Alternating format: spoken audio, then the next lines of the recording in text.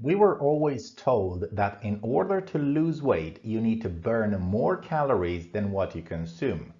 This is called the energy balance model. In recent years, however, another theory came up, and this is called the carbohydrate insulin model of obesity. The energy balance model basically says that the obesity is caused by the overconsumption of highly palatable, energy-dense processed foods and a sedentary lifestyle. So basically, we eat too much and we don't move enough. The carbohydrate insulin model, on the other hand, says that weight gain is caused by hormonal responses to a high glycemic diet, where in simple terms, the obesity is caused by the carbohydrate's ability to increase the insulin secretion, which squeezes the fat into the fat cells and causes us to become fat, hungry, and sluggish. This theory proposes to cut out the foods with a high glycemic load, like the grains, potatoes, fruits, and anything with high sugar and carbs, and eat more fats and proteins because they have a very low glycemic index. I must say that the carbohydrate insulin model sounds good in theory, but it has been disproved by the scientific world because parts of this theory are in contradiction with many things that have been studied in the past and they don't quite add up. So on one end we have low fat, high carbs diets, and on the other hand we have high fat, low carbs diets. Now, even though the carbohydrate insulin model has been disproved, we still need to acknowledge the fact that insulin does play a role in weight gain. Insulin is a hormone that promotes fat deposition and blocks the fat burning process. Here is where the misinterpretation comes in though. Now obviously insulin can't magically create fat out of thin air. So after you eat, your pancreas releases insulin into the blood. So your insulin levels goes up. You are now in a postprandial state where you have enough energy for your body to use for all its metabolic processes to store the excess energy as body fat to be used later. So yes, insulin blocks the fat burning because it makes no sense for the body to use the fat stores as energy after you ate. The same way it would not make sense for your phone to be using the battery while the charger is plugged in. Now, once insulin has done its job and all the nutrients from your meal are absorbed, insulin levels goes down again. And now is the time when your body needs to tap into your fat stores for energy. The same way as when you unplug the phone charger, you start using the battery. The body is using energy 24 hours a day, every day, while you only eat 3 times a day or so.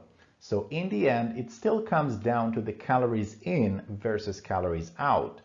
One could drink all his calories per day in orange juice, let's say 1,500 calories, which creates massive spikes of insulin, which in turn promotes fat storage in the short term, but will still lose weight as long as he is in a calorie deficit because he needs to tap into fat stores for energy.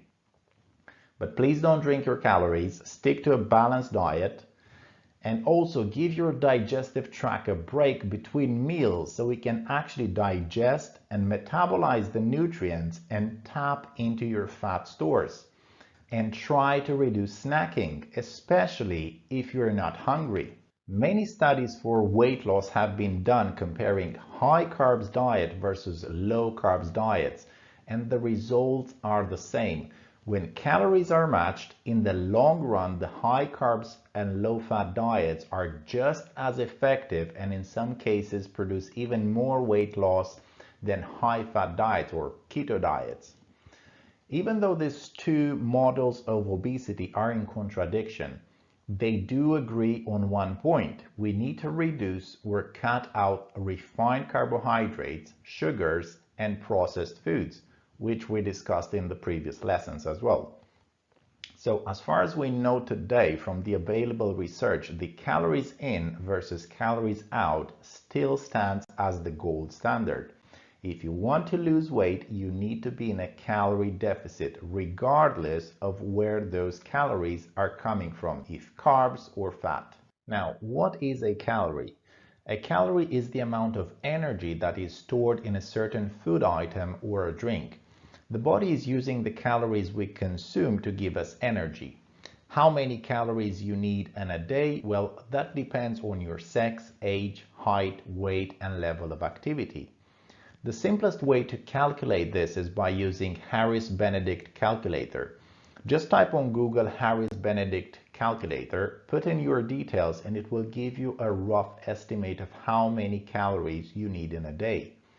Now, bear in mind that this is an estimate. However, when you account for sex, age, height, and all that, it gives you a good approximation within 200 calories. That is because it doesn't take into account medications, sleep, medical conditions, and so on. The number you will see there, that will be your maintenance calories, meaning you won't be gaining any weight, you won't be losing any weight if you maintain those numbers of calories.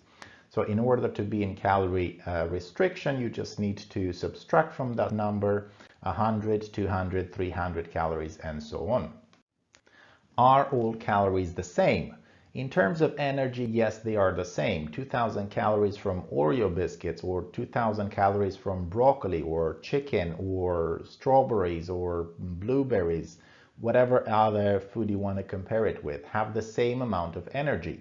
What is different, however, is that the calories from Oreos have relatively a low volume compared with the calories from broccoli.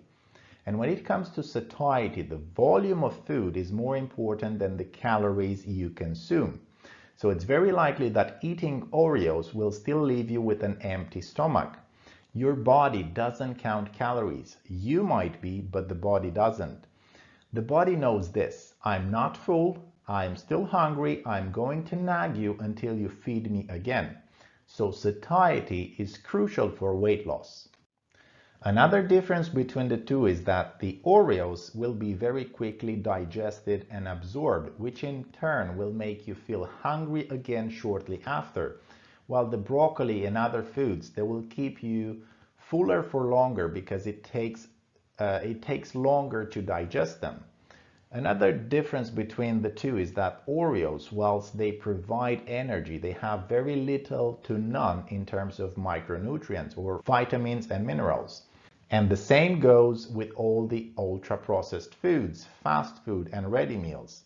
In order for your body to function properly, for all the chemical reactions in the body to happen, it needs minerals and vitamins, antioxidants, and so on.